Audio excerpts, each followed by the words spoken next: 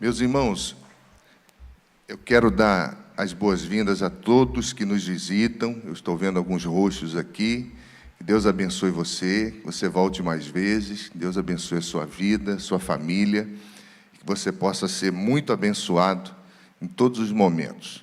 E quero convidar a toda a igreja a abrirem as suas Bíblias no livro de Josué, no capítulo 24.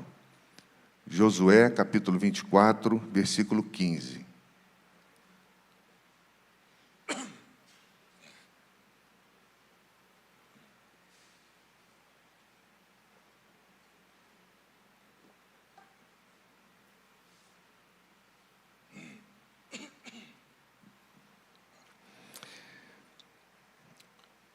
Hoje pela manhã nós pensamos, nesse domingo que nós tiramos para celebrar as famílias, nós pensamos sobre o amor e a vaidade, como eles concorrem entre si, não é? E como o orgulho tem destruído muitas famílias. E vimos que nós precisamos celebrar o amor de acordo com aquilo que o Senhor Jesus ensina nas Escrituras Sagradas. E hoje eu quero pensar, nessa oportunidade, sobre decisões. Uma das maiores dificuldades que o ser humano tem é tomar decisão. E nem sempre é fácil. Muitas decisões, elas vêm recheadas de complexos, de questões familiares, de ideologias muitas. Então, quando você decide, você está escolhendo algumas coisas. E muitos casamentos protelam decisões que devem ser tomadas e ficam popularmente, como nós chamamos, empurrando com a barriga. E, fazendo isso, vão postergando situações dentro do lar que já deveriam ter sido resolvidas há muito tempo. Vão causando tristezas e alimentando dores, porque não tomam decisões, protelam, e esse protelar está recheado de situações que a Bíblia vai esclarecer para nós. E diz um texto muito profundo, de Josué, capítulo 24, verso 15, que Josué está chamando o povo para decidir. Ele percebe que os seus dias estão findando, e ele olha para a necessidade do povo e das famílias. E ele reúne as famílias e o povo em uma grande assembleia solene, para dar alguns conselhos e para conduzi-los a decisões que eles precisavam tomar. O texto diz, que eu quero usar como base: porém, se vocês não quiserem servir ao Senhor, escolham hoje a quem vocês vão servir. Se aos deuses a quem vossos pais serviram do outro lado do Eufrates, ou aos deuses dos amorreus, em cuja terra vocês habitam. Eu e minha casa serviremos ao Senhor. Esse é um momento quando eles estão sendo desafiados a renovarem a aliança com Deus, quando Josué está se despedindo deles.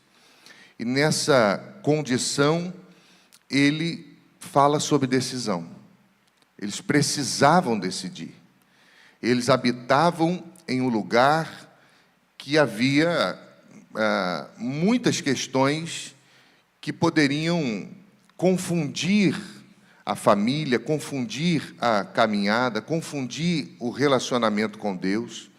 E ele está conduzindo o povo a decidir. Mas por que muitas pessoas não decidem? Por que muitas pessoas têm dificuldade de tomar decisões e, quando tomam, são totalmente equivocadas? Algumas pessoas não decidem porque têm medo de errar. Porque por trás de uma decisão está uma cobrança exacerbada que foi enfrentada durante a sua juventude. Então, muitas pessoas sabem a decisão que deve tomar, mas não tomam com medo do que aquilo vai gerar emocionalmente. Outros não decidem porque tem um excesso de opções, é muita coisa para poder escolher e fica em dúvida o que vai querer. Outros não decidem por falta de clareza ou de valores profundos, não sabem o que querem, não sabem quem são. Outros não decidem por pressões externas, e isso acontece muito no campo religioso. Outros ainda, por perfeccionismo, só serve se for milimetramente perfeito. Se tiver uma vírgula fora do lugar, não serve. E isso gera falta de confiança, mas muitos não decidem porque falta oração e discernimento espiritual. Um dos maiores líderes dos Estados Unidos, um grande pastor que trabalha na formação de liderança, ele diz que a vida é feita de escolhas, e a escolha que nós fazemos é o que nos faz. Se você chegou até aqui, foi porque você tomou decisões, e essas decisões fazem parte da construção da sua vida, da minha vida, da nossa história. E isso, meu irmão, está dentro de uma compreensão entre estímulo e resposta. Nós somos estimulados o tempo todo e precisamos responder alguma coisa. Mas entre o estímulo e a resposta há um espaço de tempo. E aqui está o poder de decidir. É aqui que mora a maior dificuldade das nossas vidas, e muitos casamentos estão vivendo situações terríveis por causa disso, porque estão no limbo da decisão. São relacionamentos com filhos que precisam ser corrigidos e nunca são. São questões que machucam no relacionamento conjugal, que são postergados e nunca se decidem, porque entre o estímulo e a resposta existe esse espaço de decisão que é cultivado muitas vezes. E, meus irmãos, quando nós olhamos para esse texto, Josué, ele está no final da sua vida. E toda pessoa mais experiente, ela deve ser ouvida. Nós devemos ouvir todo mundo. A Bíblia diz que nós devemos reter aquilo que é bom. Mas, pela experiência pouca que eu tenho tido na minha vida, sentar ao lado de alguém que já viveu bastante tempo, vale a pena. Porque as experiências, os conselhos, a vivência, isso vai acrescentar muito para a nossa vida, porque muitas vezes a experiência vai falar muito mais alto do que a intelectualidade. Josué está nessa fase, numa fase de final de carreira.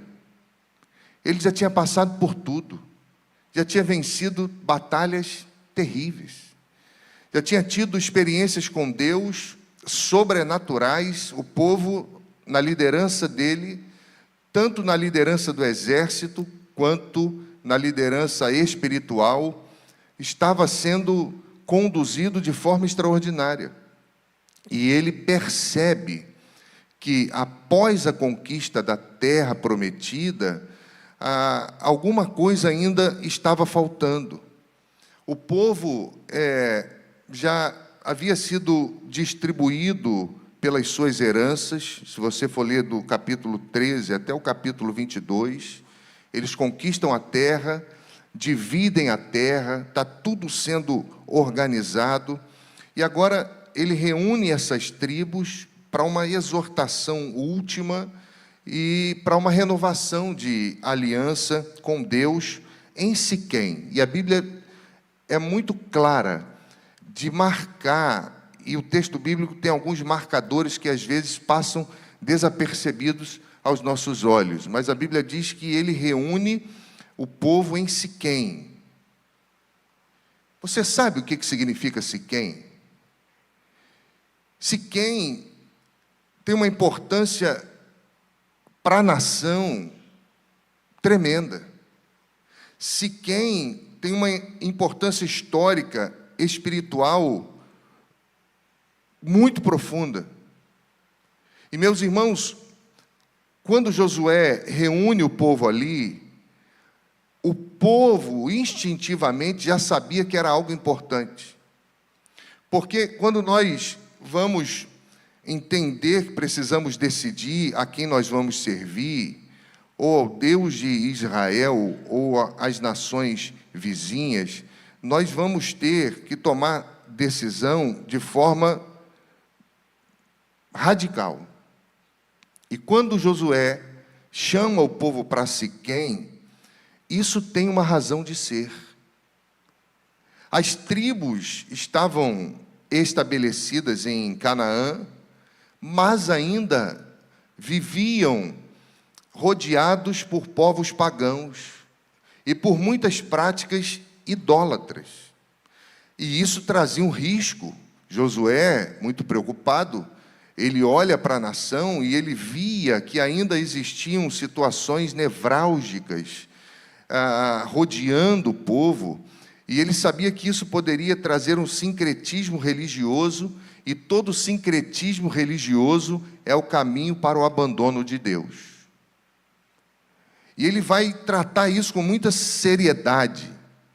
Eles ainda estavam em uma estrutura tribal, e agora eles teriam que se estruturar sem a liderança dele. E um povo sem liderança se perde. Uma família sem liderança se perde totalmente. E ele está muito preocupado com isso aqui.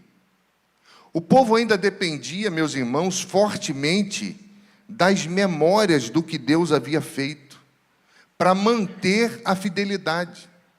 Eles precisavam ser lembrados das ações de Deus.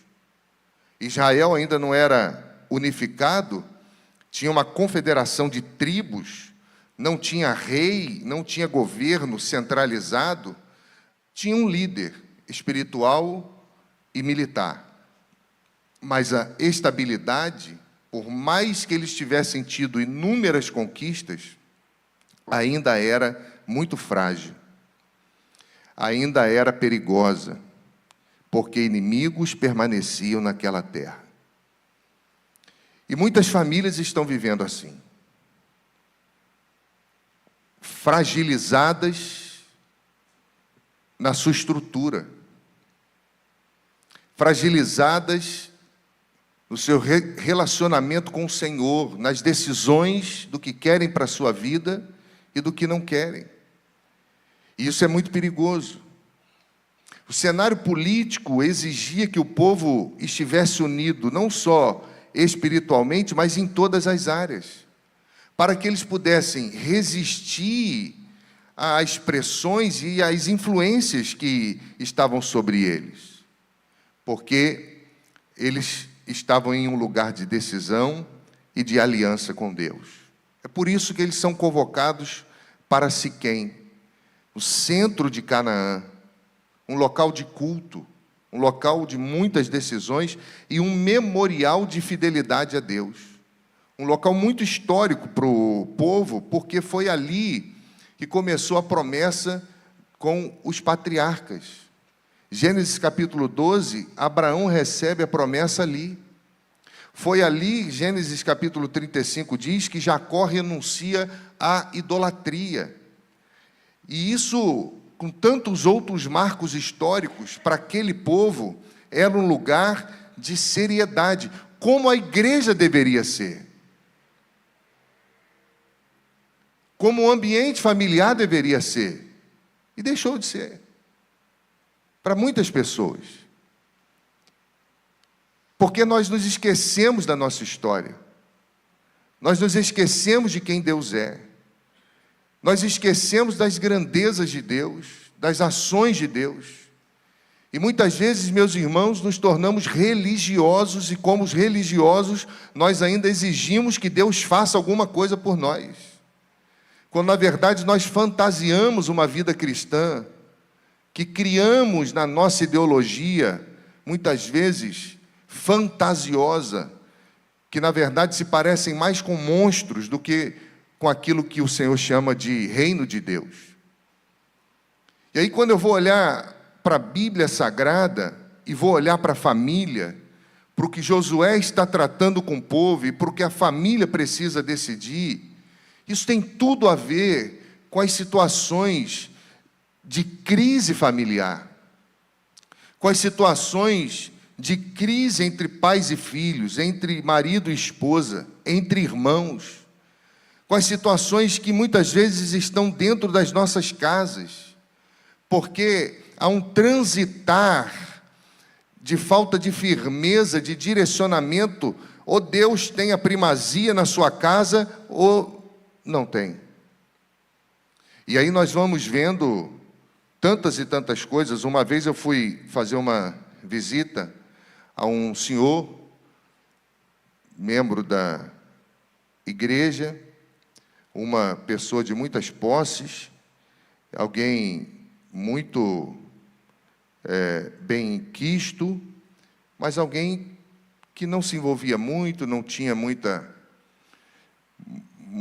ações na igreja, ia ao culto, ia embora, as famílias não estavam inseridas em quase nada. E um dia eu fui lá fazer uma grande visita, e quando eu cheguei, a primeira coisa que eu vi foi um bar na sala, imenso. E a primeira coisa que ele falou para mim foi: pastor, isso aqui é para visita. E eu falei dentro do meu coração: me engana que eu gosto. Porque nós vamos, meus irmãos, fantasiando uma vida cristã que, na verdade, não existe. Mas nós queremos mostrar um personagem e queremos viver uma bênção que não coexistem. Porque Deus, Ele só abençoa aquilo que Ele aprova. E quando nós olhamos para a vida e para o que Josué faz, ele chama o povo para um lugar solene. Só de chamar para aquele lugar, o povo já sabia que era sério. Porque eles conheciam a história. E é nesse lugar que Josué faz um discurso. Ele discursa. E sabe o que ele fala? Ele lembra dos atos poderosos de Deus. Ele não começa falando com o povo: olha, vocês estão fracos na fé. Olha, vocês estão cedendo às tentações religiosas. Vocês estão mundanos. Vocês estão com práticas mundanas. Vocês estão a ponto de transgredir com Deus, de apostatar. Não, ele começa a lembrar o povo dos atos poderosos de Deus. E nesse discurso, meu irmão, ele fala desde Abraão até a conquista da terra prometida. Ele conta a história. Ele conta a história dos patriarcas. Ele conta a história da libertação do Egito. Ele conta a história da jornada pelo deserto. Ele conta a história da conquista de Canaã. O povo precisava ser lembrado disso. E depois ele chama o povo à escolha. Ele diz que o povo precisava escolher a quem eles iriam servir. E depois que ele fala isso, o povo assume um compromisso. Porque se você for ler o texto a partir do verso 16, o povo responde a Josué. E o povo responde a Josué, afirmando, meus irmãos, que serviria ao Senhor por causa das obras poderosas do Senhor. Josué faz uma pergunta e o povo responde. É porque muitas vezes nós só falamos o verso 15. Muitas vezes nós só olhamos para a pergunta, mas há uma resposta do povo. E ele vai advertir sobre a necessidade de olharem para a aliança com Deus, uma aliança que não pode ser quebrada. Por quê? Porque a infidelidade traz consigo consequências. A infidelidade traz consigo marcas de dores. E o povo renova a sua aliança com Deus E no verso 22 ele diz uma coisa ao povo, irmãos. Ele diz: hoje vocês se tornam testemunhas de vocês mesmos, que vocês escolheram servir ao Senhor. E eu fiquei pensando, quando eu estava lendo esse texto, eu me tornar testemunha de mim mesmo. Nós conhecemos isso como consciência. Nós sabemos, irmãos, quem nós somos. Nós sabemos as decisões que tomamos. Nós sabemos as escolhas que nós fazemos. E não satisfeitos, sabe o que eles fazem? Eles registram essa assembleia solene num livro. Eles registram isso, meu irmão, no livro da lei e colocam uma pedra como testemunha. E depois que isso tudo acontece, Josué morre com 110 anos. E a Bíblia diz que o povo permanece fiel durante toda a geração de Josué. E eu tenho pensado, meus irmãos, que toda decisão, ela é uma escolha. Uma escolha consciente que deve ser celebrada, registrada e obedecida. Toda decisão é uma escolha. Ela deve ser consciente e ela deve ser celebrada. Ela deve ser registrada e ela deve ser obedecida. Porque se isso não acontecer, meus irmãos, nós vamos passar uma vida toda servindo ao Senhor, dizendo que o Senhor é o nosso Deus, mas não desfrutando na nossa família as benesses do céu. Porque servir a Deus sempre foi uma decisão, nunca foi uma emoção. E na vida cristã nós sabemos que a neutralidade nunca foi dada por Deus para nós como opção. Ou nós vamos servir a Deus ou vamos servir ao mundo. Ou você serve a Deus ou você serve às riquezas. E as pessoas estão trocando Deus por tantas coisas o tempo todo e ainda querem a bênção de Deus. Quando eu olho para a consagração, é uma escolha diária, mas é uma escolha para a vida toda. Não podemos esmurecer, irmãos. A Bíblia diz que o diabo, nosso adversário, anda em derredor, buscando a quem possa tragar. É uma escolha para a vida toda. Não pense você. A Bíblia diz que quem está de pé, cuide para que não caia. Nós não podemos, meus irmãos, porque nada que façamos é mais importante do que conduzir a nossa família ao Senhor. Nada que façamos é mais importante do que ter a certeza e sermos testemunhas de nós mesmos, de que o Senhor é Senhor da nossa história, de que o Senhor é Senhor da nossa casa, de que o Senhor é Senhor dos nossos filhos. Isso é de graça, mas ao mesmo tempo custa tudo que nós temos. Custa o nosso esforço, a nossa alma, custa todo o nosso ser. Porque consagração é missão integral, meu irmão, da família. Você não pode esmurecer. Você não pode. Você já viu quando os leões estão caçando? Eles ficam à espreita. E eles sempre vão nos filhotes. Ou sempre vão naqueles que estão doentes. Eles ficam à espreita. E os pais ou as mães, quando estão perto, sempre correm para defender. Correm para defender. Alguns vão embora, outros se juntam para defender, e há uma guerra. Há um tempo atrás eu vi um vídeo de búfalos. Alguns leões se aproximaram de um búfalo e começaram a atacar ferozmente. E os outros búfalos ficaram de longe com medo e eles atacando um, e ele gritando, já quase esmorecendo, até que eles começaram a vir, e um saiu do meio e deu uma cabeçada em um leão. Daqui a pouco o outro deu outra cabeçada, daqui a pouco a música do vídeo muda, e aparecem os búfalos enfileirados, avançando contra os leões, e os leões fugindo. Meus irmãos, existem muitos pais que hoje estão lutando contra o vício dos seus filhos, que choram porque têm consciência de que falharam. Existem muitos casais que choram porque falharam nas suas escolhas e nas suas decisões. Cônjuges que sabem que poderiam ter feito mais e não fizeram. E, meus irmãos, nós vivemos em um tempo onde as pessoas acham que consagração é vir ao prédio, a um templo bonito como esse.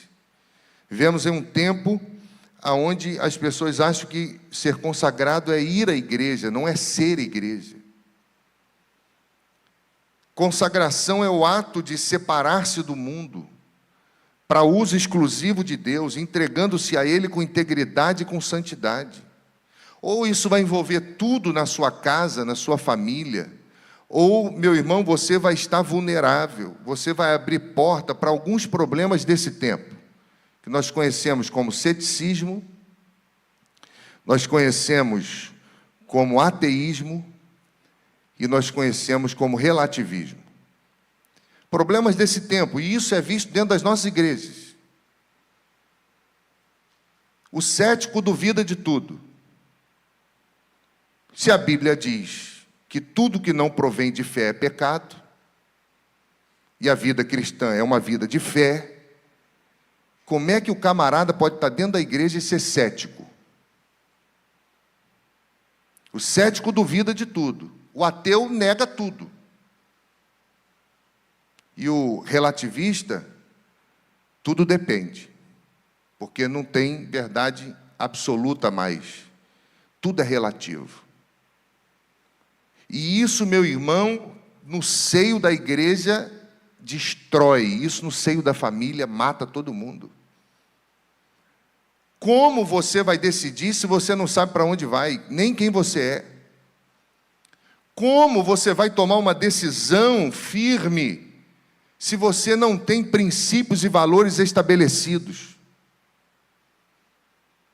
Conta-se uma história que durante uma construção, eles estavam cavando uma sapata muito grande, uma fundação imensa, e uma criança chegou e ficou ali olhando, e ficou vendo que eles demoravam muito naquilo, e nada de subir o prédio, e demorava muito, e ele faz uma pergunta, né?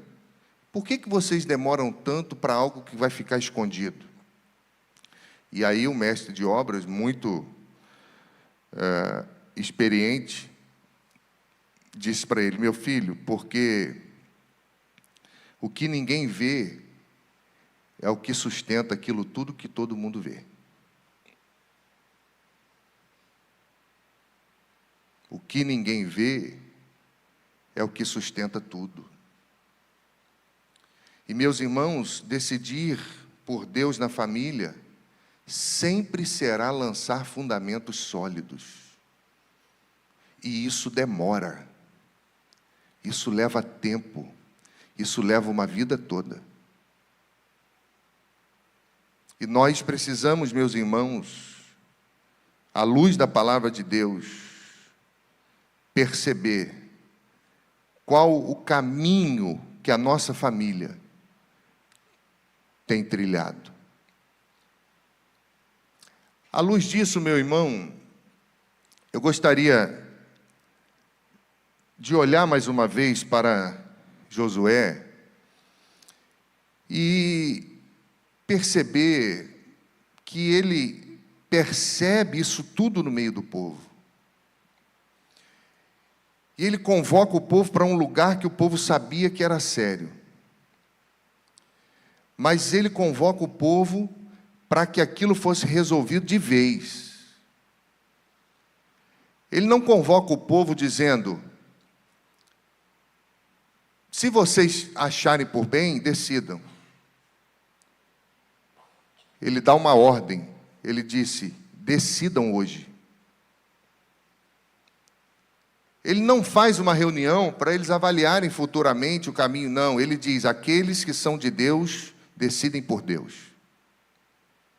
E a primeira verdade que o texto mostra é que ele identifica a causa dos problemas. Ele é cirúrgico. Verso 14 diz: agora, pois, temei ao Senhor, servi com integridade, com fidelidade, e joguem fora os deuses que serviram vossos pais além do Eufrates, no Egito, e sirvam ao Senhor. E joguem fora. Tinha gente que dizia servir ao Senhor e tinha Deus estranho dentro de casa. Tinha gente no meio do povo que dizia servir ao Senhor e tinha coisa que abominava ao Senhor dentro de casa. Josué estava certo. Ele sabia o que ele estava fazendo. Alguém poderia ter dito: mas agora ele ficou caduca, está velho, está gagá já, vai morrer, ainda vai chamar o povo para uma reunião. Ele sempre foi um homem cheio de Deus. E o que ele estava fazendo era orientado por Deus, porque o líder vê o que ninguém vê.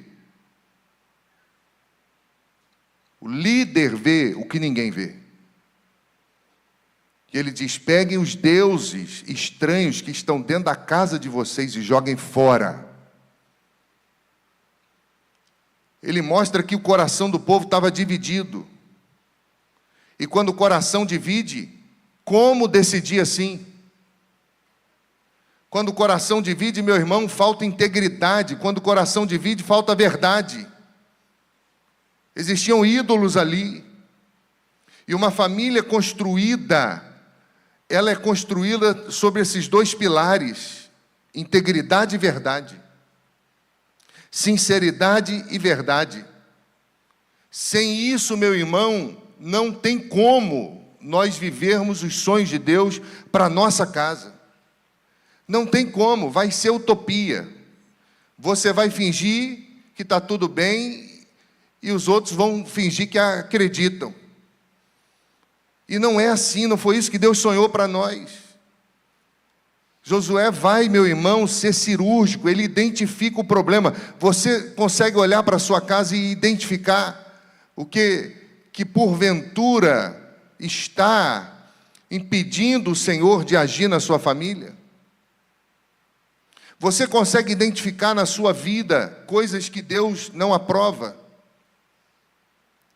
Você consegue identificar na sua casa, e às vezes coisas que você faz para os seus filhos e ainda diz assim: isso não tem nada a ver, porque em Rio Bonito tudo pode. A Bíblia diz, meu irmão, no Salmo 24, verso 4 e 5, aquele que tem mãos limpas e puro de coração, que não recorre a ídolos e nem jura por deuses falsos, ele receberá a bênção do Senhor Deus, o seu Salvador, que lhe fará justiça. A Bíblia é muito clara, Josué sabia o que ele estava fazendo. Outra verdade que o texto mostra, meu irmão, é que ele toma as decisões para que os problemas fossem resolvidos. Porque ele diz: se vos parece mal servir ao Senhor, escolham hoje a quem vocês vão servir. Escolham hoje. Se vocês vão servir aos deuses dos vossos pais, aos deuses dos amorreus, aonde vocês vivem, ou se vocês vão servir ao Senhor. Josué sabia que muitos conflitos seriam resolvidos quando a família e a nação decidissem se posicionar espiritualmente. Tem muito conflito dentro das nossas casas que não se resolvem porque há carnalidade. que não se resolvem porque Deus não tem primazia, porque o Espírito Santo não é ouvido. E às vezes nós vamos, meus irmãos, caminhando como povo de Deus, mas vivendo dores que não deveriam existir na nossa casa. Postergando decisões porque há uma confusão no nosso coração. Ele diz: escolham hoje a quem vocês vão servir. É hoje, não é amanhã não, é hoje. Eu escolhi, eu e minha casa serviremos ao Senhor. Nós não queremos isso, nós queremos o Senhor. O Salmo 119, verso 30 diz: escolhi o caminho da verdade e propus-me seguir as tuas leis, diz o salmista. Uma família consagrada, ela não transita no meio de indecisões. Você conhece alguém que sempre fala assim: amanhã eu faço, depois eu faço, amanhã nós vamos resolver. Calma, Deus está no controle. E ainda joga para Deus. Meu irmão, muitas famílias estão se destruindo aos poucos por causa dessas questões. Coração dividido. Dizem que amam a Deus, mas não se parecem com pessoas que amam a Deus, que servem a Deus. Identificam problemas, mas nunca resolvem. O perdão não se manifesta ali, o amor não é visto, os filhos estão perdidos e não sabem mais nem para onde seguir. Hoje eu fico vendo pai de adolescente, 17 anos, 18 anos, jovem já, né? Mas 15 anos, 16 anos, que fala de um jeito como se o filho fosse dono da vida dele. E eu fico olhando e falo: mas meu Deus, esses pais tinham que ter feito um curso com a minha mãe. Minha mãe falava assim: você pode ser grande, mas você não dá dor não, meu filho. Quem manda aqui sou eu, você vai fazer o que eu estou mandando. Eu sou sua mãe. Nós estamos no meio de uma confusão. Os pais não sabem mais nem ser pais. Tem muito filho inconveniente, porque não tem pais que corrigem como deveriam. E corrigir como deveria não é bater, não. É mostrar o caminho. Tem muito pai que fala assim: eu não vou chamar não, porque senão ela fica nervosa. Ou ele fica nervoso. Porque ele tem isso aqui. Deixa ele calmo. Não mexe comigo, não. E vai criando deuses dentro de casa. Uma confusão terrível. Se nós formos olhar para o verso 21, o povo decidiu também. Porque eles disseram: nós vamos servir ao Senhor, por causa dos seus feitos poderosos. Josué decidiu: eu e minha casa serviremos ao Senhor. E você tem decidido o quê? Nós não podemos, meus irmãos, decidir pelos nossos filhos depois que eles se tornam maiores de idade. Não podemos, não tem mais o que fazer. O tempo é agora. É agora que você ensina a Bíblia, é agora que você acorda para vir estudar a Bíblia. É agora que você aproxima das Escrituras, é agora que você vai ser um pai chato aos olhos dele, mas no final da vida dele ele vai agradecer. É agora, porque muitos hoje estão chorando, falando: se eu tivesse feito isso. Depois não dá mais. Depois é misericórdia, pedir que Deus tenha misericórdia. É como uma cidade que precisa construir uma ponte sobre um abismo, com muita urgência, porque um furacão vinha. E alguém disse: não, ele vai demorar um pouco mais. E outro disse: não, vai vir rápido. E a empresa queria vencer logo aquilo e disse: não, eu pago o dobro para vocês trabalharem a noite toda, para nós encerrarmos essa obra e ficar todo mundo seguro. Os empregados falaram: não vai chegar agora não, depois chega. E quando eles foram dormir, naquela noite o furacão chegou e aquilo que estava quase pronto foi destruído. A tempestade, ela não avisa, ela chega. E quando chega, ela molha todo mundo. Nós precisamos, meus irmãos, identificar os problemas e resolvê-los. Porque a Bíblia diz que quem sabe o bem que deve fazer e não faz, peca. E tem gente que se acostumou a viver uma vida assim. Outra questão que o texto também mostra, e que nós podemos aplicar na nossa vida, é que eles jogaram fora aquilo que atrapalhava a comunhão com Deus. Verso 23 diz assim: e Josué continuou: e agora, pois, joguem fora os deuses estranhos que há no meio de vós, e inclinem o coração ao Senhor, o Deus de Israel. Deitai fora os deuses estranhos. E sabe o que aconteceu? A Bíblia diz que o povo jogou fora. A Bíblia diz, meus irmãos, que eles perceberam, eles entenderam que aquilo roubava o coração deles, que aquilo roubava a primazia, a santificação, aquilo roubava tudo, e eles decidiram servir a Deus e obedecer a Deus. Mas para obedecer a Deus, tinha que jogar fora aquilo que não é de Deus. Porque Deus não divide a glória dele com ninguém. Não divide. E uma família consagrada, ela identifica problemas, toma decisões e resolve os problemas. Nem sempre é fácil, porque tem problemas que às vezes levam uma vida para serem enfrentados. E dói.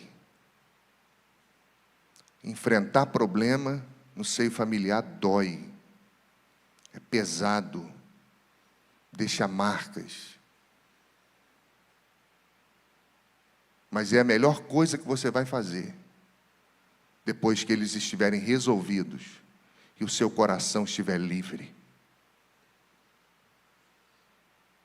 É a melhor coisa que alguém pode fazer é ser testemunha de si mesmo diante de Deus. E a Bíblia diz que em Siquém eles refazem a aliança com Deus e eles recebem ali uma nova ordem de conduta. Sabe por quê? Porque não adianta decidir mudar se isso não for uma regra para toda a sua vida. Não adianta, porque você vai postergar e aí você passa um pouquinho, encontra com o seu problema ali de novo. Posterga, encontra de novo. Posterga, encontra de novo. Até o dia que você perde o brilho. Porque quando o casamento acaba, não acaba porque acabou o amor, não. Acaba porque acabou o respeito. Antes do amor acabar, acabou o respeito antes. Por quê? Porque são embates em cima de embates, dores em cima de dores, e ninguém aguenta uma vida toda.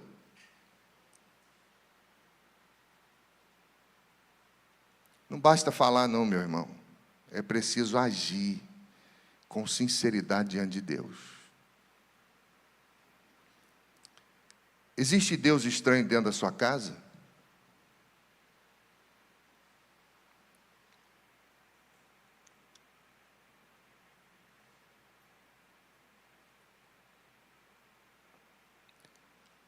Existe Deus estranho que tem roubado seu coração? O negócio hoje está complicado, irmão. Hoje tem evangélico para todo gosto. Para todo gosto. Para escola de samba, para boate gospel, pagode gospel, batidão gospel, tudo para todo gosto. Mas diante disso tudo, o que vale não é se você vai ouvir um tipo de música ou outro, porque isso é muito bom, e as músicas, independente do ritmo, foram criadas para o louvor da glória do Senhor. A questão disso tudo é o sentimento que subjaz a nossa alma, se ele é para o louvor da glória de Deus ou se é para o louvor da nossa carne. O problema hoje surgiu, esse ano, surgiu um bar, uma igreja bar, que as pessoas vão lá, tomam um negocinho, come alguma coisinha, ouve uma música gospel e fala, glória a Deus. Meu irmão, Satanás está confundindo tudo. Hoje você vai nas igrejas e a roupa que o povo sobe para cantar é complicado. Hoje tem crente viciado em Big Brother. Tem crente que é viciado em signo. O negócio é feio, irmão. E nós precisamos olhar para a vida cristã e perceber que, às vezes, tem gente que se mata no trabalho porque o problema está em casa. Que não quer ir para casa.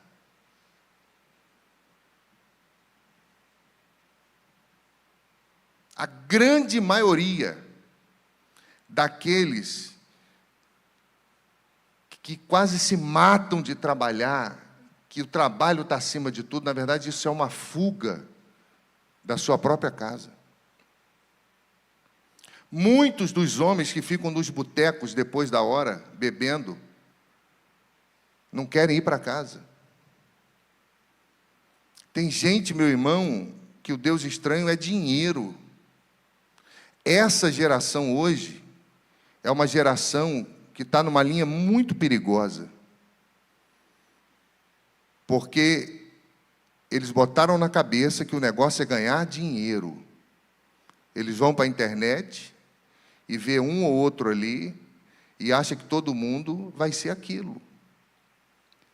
E ele não quer se preparar para a vida, ele não quer olhar para o movimento do mundo, da tecnologia, ele não quer estudar, ele não quer ter uma formação humana, digna, de caráter. Não tem mais. E ele quer dinheiro, dinheiro, dinheiro, dinheiro. E a Bíblia diz que o amor ao dinheiro é a raiz de todos os males. Dinheiro é importante? Claro que é. Dá dignidade para a vida. Mas o amor ao dinheiro é pecado. Outros querem status. Querem aparecer. A vaidade. Orgulho. Querem ser vistos. Isso é um Deus estranho. Outros são viciados. Tem gente viciado em pornografia. Viciado.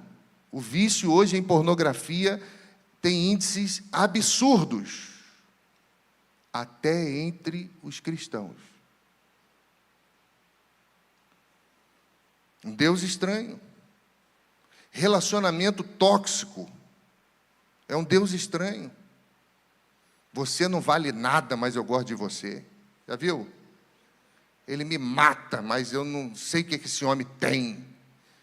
Uma irmã um dia olhou para mim e falou assim, pastor, eu não sei o que eu tenho o dedo podre, eu só escolho, não sei. Eu falei, minha irmã, então, Deus não tem nada com isso. O que a senhora acha de parar de escolher e deixar Deus agora fazer a obra na sua vida? Outros falam assim, a minha carreira acima de tudo. Meus irmãos, muito poucos dizem, Senhor, quais são os seus planos para a minha vida? Quais são os seus planos para a minha casa? Quais são os seus planos para para os meus filhos. Eu já tive muitas crises, irmãos, como pastor.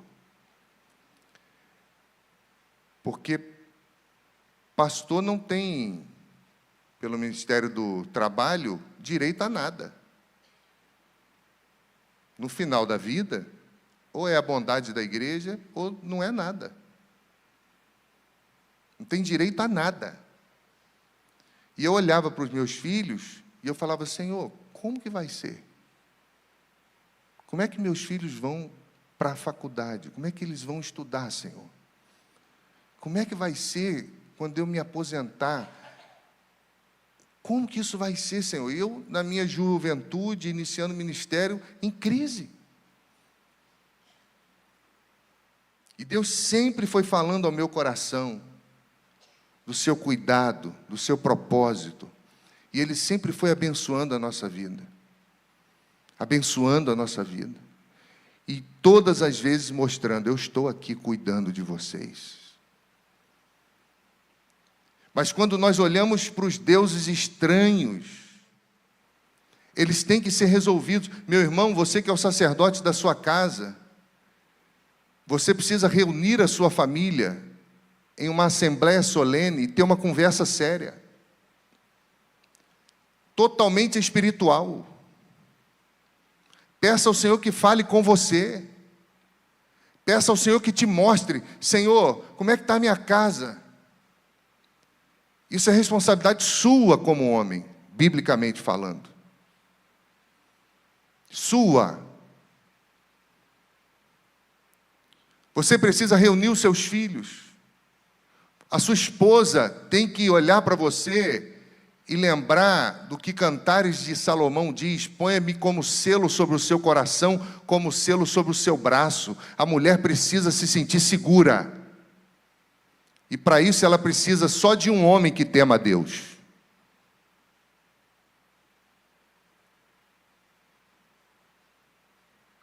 O que eu percebo, e eu tenho aplicado isso à minha vida, é que toda família precisa decidir. E decidir é ir além das palavras. Decidir é ser radical. Ser radical com muitas coisas. Porque hoje, o que é radicalismo, e o povo fala assim: nossa, fulano é radical. Na geração passada era normal. Ter dignidade na geração passada era normal. Cobrir o seu corpo era normal. Respeitar as pessoas era normal. Estudar a Bíblia era normal. Vir ao culto era normal. Ser dizimista era normal. Amar os irmãos era normal. Hoje, quando você vai falar de princípios e valores, você é radical. Porque isso é um sintoma da degradação que a igreja está vivendo. Mas se nós queremos uma família no altar do Senhor, nós precisamos decidir. E não pode demorar. Eu conheci um casal. O casamento deles foi lindo. Lindo. A igreja abraçou eles. A menina, de uma família riquíssima. Riquíssima. Pousadas e mais pousadas, mas totalmente apóstata. Totalmente contra evangelho, contra pastor, contra igreja. Pensa naquele negócio que todo pastor é bandido. É essa família. E a menina crente. E ela falou: pastor, eu vou casar. O menino crente. Minhas ovelhas, ovelhas de Deus, que eu pastoreei. Eu vou casar, mas como é que vai ser? Não, a gente não vai ter festa, não vai ter nada. Porque eu nem sei nem se a minha família vem. Porque vai ser na igreja. O senhor faz aqui no gabinete alguma coisa? Eu falei assim: faço. Aquilo mexeu com o meu coração. Eu falei assim, não, nós vamos mostrar a essa família o que é a igreja. Reuni a liderança da igreja. Falei, meus irmãos, está acontecendo isso. Vamos fazer uma festa de casamento para eles. Vamos fazer um buffet aqui, um culto de primeira. Mas eles não vão saber. Vamos surpreendê-los com o amor de Deus. Porque eles estão enfrentando tudo isso por causa da fé deles. Chegou o dia do casamento. A igreja, a juventude, todo mundo oriçado, feliz da vida, e eles chegaram, nem perceberam. Lá embaixo, o buffet, a igreja aprontou um casamento de primeira. Daqui a pouco, quando a cerimônia está começando, a família dela chega toda. Todos sérios, aquele olhar de repulsa mesmo. Sentaram ali, e nós fizemos um culto ao Senhor. E foi lindíssimo. E quando eu concluí aquela cerimônia, eu disse para eles, falei, olha, agora a igreja, os noivos estão convidando a todos os convidados para uma celebração em tal lugar, assim, porque é fruto do amor de Deus por essa família, porque Deus ama a família. E os noivos ficaram assim sem entender.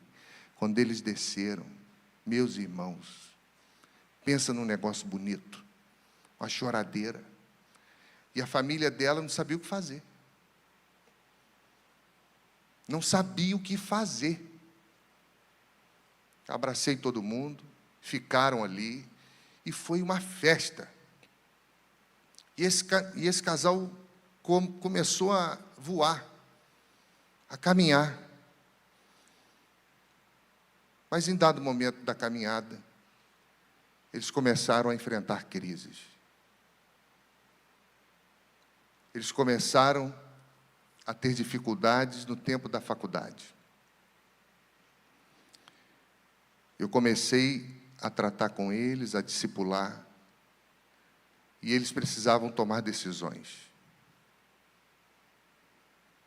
Postergavam, e precisavam tomar decisões. Nunca tomaram. E esse casamento, que tinha tudo para continuar lindo, ele foi interrompido no meio. Porque escolhas erradas foram tomadas.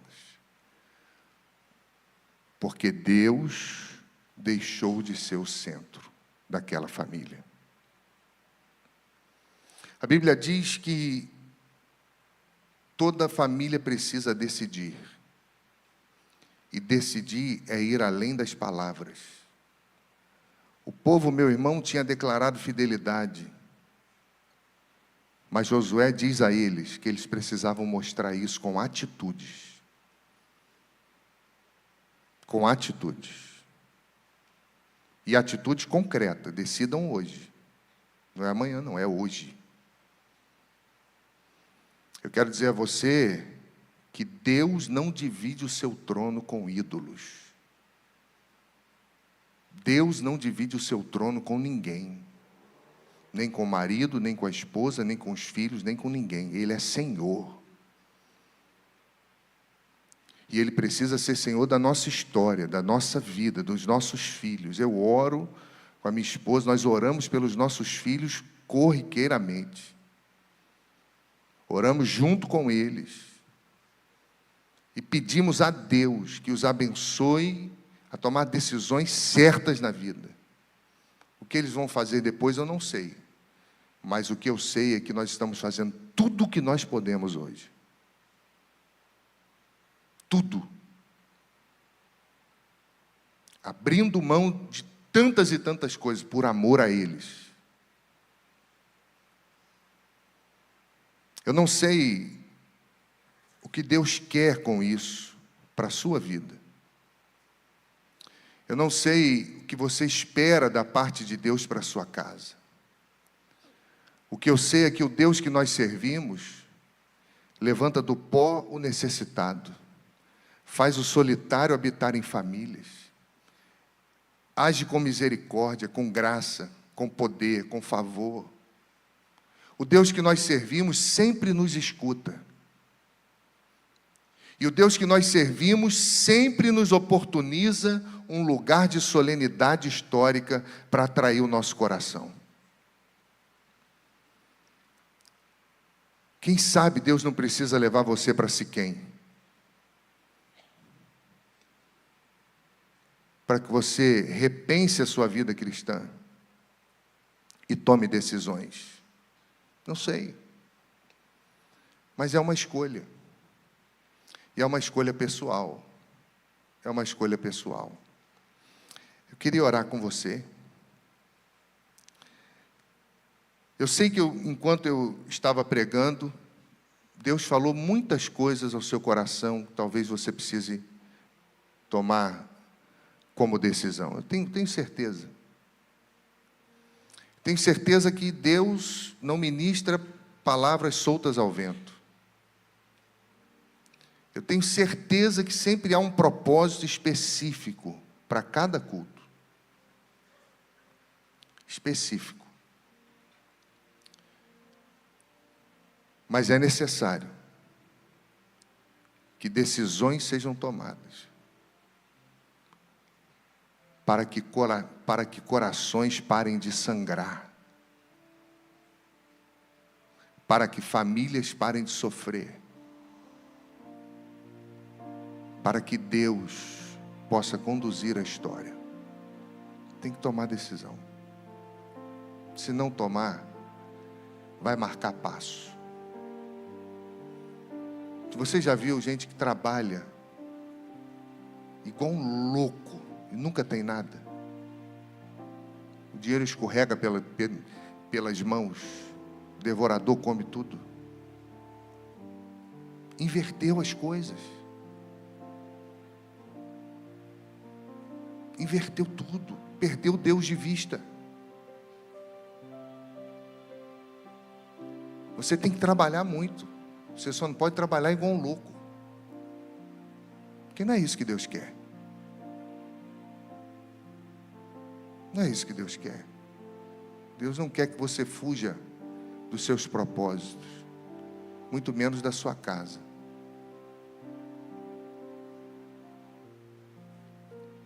Eu poderia dar tantos exemplos aqui. Eu vou falando aqui e vem aqui na minha mente, mas se deixar eu falo até amanhã. Mas nós precisamos responder a essa palavra. Qual decisão precisa ser tomada na sua vida hoje? Talvez não seja no seu relacionamento com a sua esposa, talvez seja no relacionamento com seus filhos. Não sei.